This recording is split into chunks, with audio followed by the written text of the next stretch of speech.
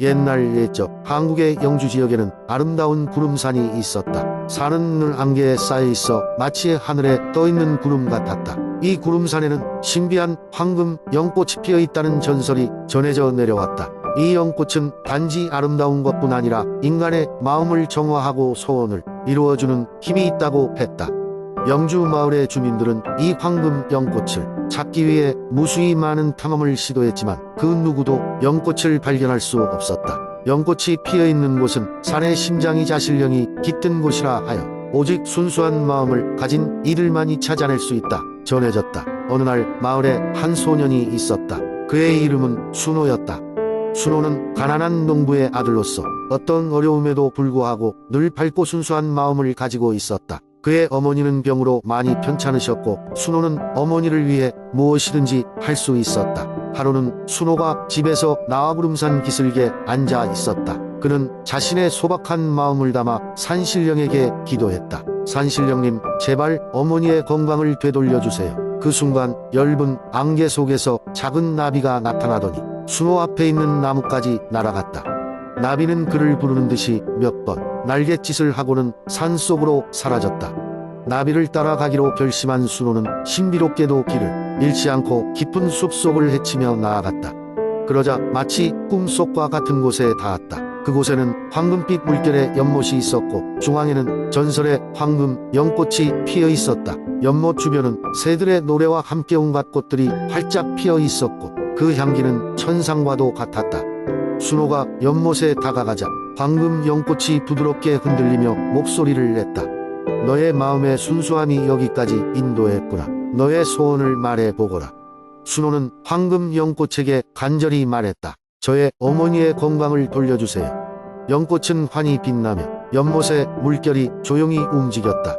마치 시간이 멈춘 듯한 순간이 흐른 후 순호는 다시 집으로 돌아가는 길을 찾아야 했다. 집에 도착하자마자 그의 어머니는 기적적으로 건강을 되찾아 환한 미소를 지으며 순호를 반겼다. 그 이후로 영주 지역에서는 순수한 마음을 가진 사람만이 구름산의 신비한 황금 연꽃을 볼 수 있다는 전설이 더 널리 퍼지게 되었다. 그들은 서로에 대한 마음을 순수하게 유지하며 연등 축제마다 황금 연꽃의 이야기를 나누곤 했다. 그래서 오늘날까지도 영주의 사람들은 마음의 순수함을 가장 큰 미덕으로 여기며 서로를 돕고 격려하며 살아가고 있다. 구름산은 여전히 안개에 휩싸여 있지만 그곳에는 황금 연꽃이 빛나고 있을 것이라는 믿음은 여전하다. 언제나 마음의 순수함을 간직한 사람을 기다리며. 두 번째 이야기. 옛날 한국의 작은 마을 의성에는 신비롭고 아름다운 숲이 있었다. 그 숲의 중심에는 웅장한 도토리 나무 한 그루가 자라고 있었고 나무는 마치 마을의 수호령처럼 주민들의 사랑과 존경을 받았다. 이 도토리 나무는 평범한 나무가 아니었다. 달빛이 비칠 때마다 은은한 빛을 내며 살아 움직이는 것처럼 보였기 때문이다. 마을 사람들은 이 나무를 달빛 도토리 나무라 불렀다. 달빛 도토리 나무에는 오래된 전설이 전해지고 있었다. 매달 보름달이 뜨는 밤이면 나무 아래에서 소원을 비는 이는 반드시 그 소원이 이루어진다는 것이다. 그러나 이 소원은 마을을 위한 것이어야지 개인적인 욕망이나 탐욕에서 나오는 것이어서는 안 된다는 조건이 붙었다. 그렇지 않을 경우 그 소원은 반드시 이루어지지만 비참한 대가를 치르게 된다.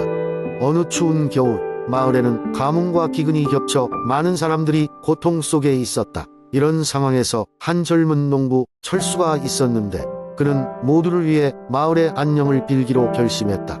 철수는 깊은 밤 달빛 아래에서 도토리 나무를 찾아가 무릎을 꿇고 간절히 소원을 빌었다. 달빛 나무님, 부디 올해 풍성한 수확과 비옥한 땅을 주어 이 마을을 살려주십시오. 우리가 다시 일어설 수 있도록 도와주십시오. 그의 진심 어린 목소리는 달빛과 함께 숲을 감쌌다. 이후 마을에는 기묘한 기운이 감돌았다. 눈에 띄게 도토리 나무 주위에 녹색 기운이 도는 것이었다. 아니나 다를까 봄이 오자마자 농지에는 기적이 일어났다. 어디서 왔는지 알 수 없는 비옥한 토양이 불모의 땅을 덮었고 여름에는 놀라운 양의 곡식이 수확되었다. 마을 사람들은 웃음과 감사로 가득 찼고 철수는 마을의 영웅이 되었다. 하지만 어느 날 욕심 많은 상인이 마을을 방문하여 소문을 듣고는 자신의 부를 위해 나무를 찾았다.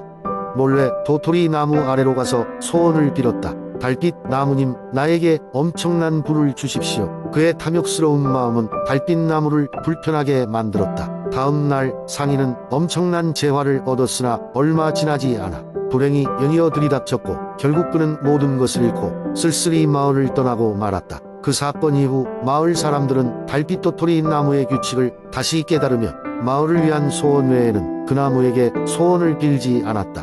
이 일화는 의성 사람들에게 오랜 교훈으로 남아 달빛 도토리 나무는 항상 겸손과 공동체의 중요성을 일깨워 주었다.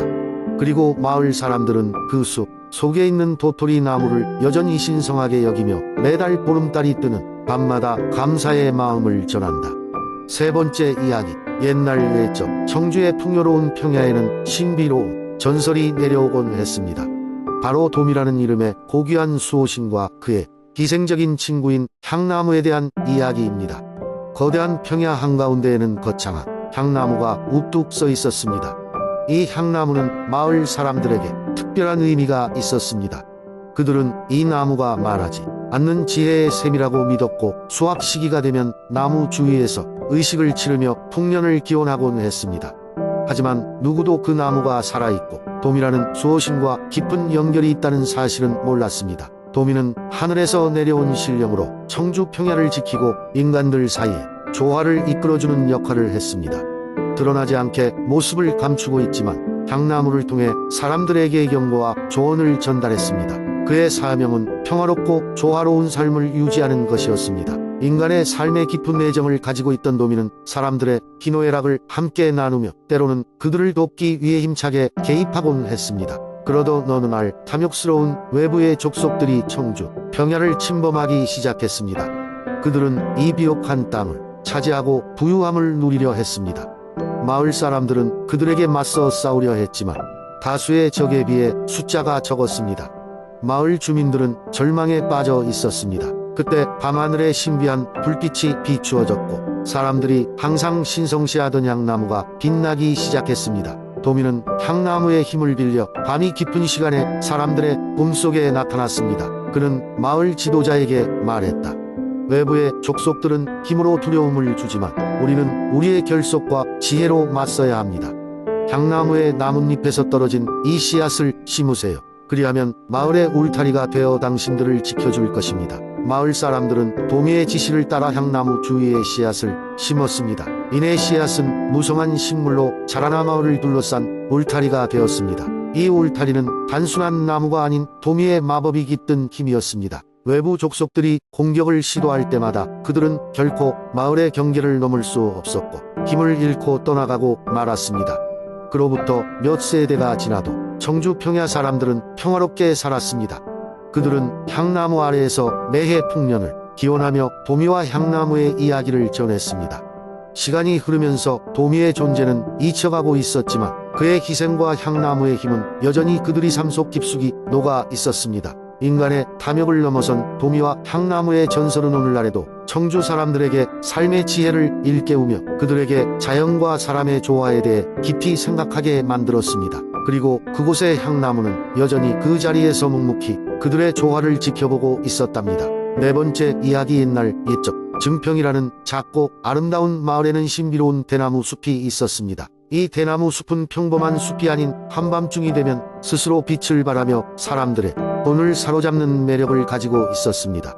마을 사람들은 이 숲을 반딧불의 숲이라 부르며 특별히 가꾸고 보호했습니다. 하지만 이 숲에 대해선 이상한 전설이 하나 전해졌습니다. 전설에 따르면 이 숲에는 하늘인 소년의 영혼이 깃들어 있으며 이 소년은 일생 동안 이곳에서 친구들과 술래잡기를 즐겼다고 합니다. 하지만 어느 날 소년은 숲속 깊은 곳에서 길을 잃고 돌아오지 못해 그 영혼은 지금도 숲을 맴돌고 있다고 전해졌습니다. 어느 날 마을에는 예쁜 딸을 가진 노부부가 살고 있었습니다. 이 딸의 이름은 수진이었고 그녀는 자연과 교감하는 것을 좋아하는 소녀였습니다. 수진은 매일같이 숲을 방문하여 대나무 사이를 뛰어다니고 나비를 쫓으며 시간을 보냈습니다. 어느 날 밤 수진은 숲속 깊숙한 곳에서 반짝이는 빛을 발견하게 되었습니다. 그녀는 그 빛을 따라가 보기로 결심했습니다. 숲을 걷던 중 수진은 빛을 발하는 작은 소년을 만났습니다. 소녀는 정중하게 인사하며 자신의 이름이 현수라고 소개했습니다. 수지는 놀라운 동시에 반가운 마음이 들었습니다. 왜냐하면 현수는 이야기들이 전하는 그 전설의 소년이었기 때문입니다. 현수는 밝고 명랑한 아이였고 수진에게 숲속의 비밀을 하나씩 소개해주기 시작했습니다. 그들은 함께 노래를 부르고 춤추며 숲속 모든 생명체와 친구가 되었습니다. 밤이 지나 아침이 다가올수록 수지는 집으로 돌아가야 했습니다. 그 순간 현수는 슬퍼 보였지만 수지는 약속했습니다. 나는 다시 올게. 그리고 너의 이야기를 마을 사람들에게 들려줄게. 현수는 이해한다는 듯 밝게 미소 지었습니다. 집으로 돌아온 수지는 부모님께 그날의 경험을 이야기했습니다. 부모님은 매우 놀랐지만 다음날 수지는 현수와의 약속을 지키기 위해 숲을 다시 방문했습니다. 시간이 지나면서 수진과 현수의 우정은 깊어져 갔습니다. 그러던 중 어느 날 마을에 큰 태풍이 몰아쳐 대나무 숲을 휩쓸기 시작했습니다. 수지는 걱정이 되어 현수를 찾아 나섰습니다. 숲에 도착하니 현수는 소풍을 즐기고 있었습니다. 태풍의 바람 속에서도 그의 빛은 여전히 밝았습니다. 수지는 마침내 울면서 외쳤습니다. 현수야, 숲을 떠나야 해. 위험해. 현수는 가볍게 웃으며 대답했습니다. 두려워 말라, 수지. 난 항상 여기 있을게. 우리 대나무 숲은 그 누구도 해치지 못할 거야. 이 숲이 자연의 힘에 의해 보호받고 있다는 것을 알던 수지는 현수와 함께 바람을 맞이했고 함께 손을 잡고 있었던 그 순간 태풍은 놀랍게도 숲을 비켜 지나갔습니다. 이 이야기는 증평의 이야기로 남아 많은 사람들이 대나무 숲을 찾으며 자연의 신비로움과 친구의 소중함을 떠올리게 했습니다. 그리고 사람들은 반딧불에 숲을 조용히 즐길 뿐 아무도 그 신비를 해치지 않기로 다짐했습니다. 수진과 현수의 우정은 증평 많은 사람들의 가슴에 오래도록 기억되었습니다.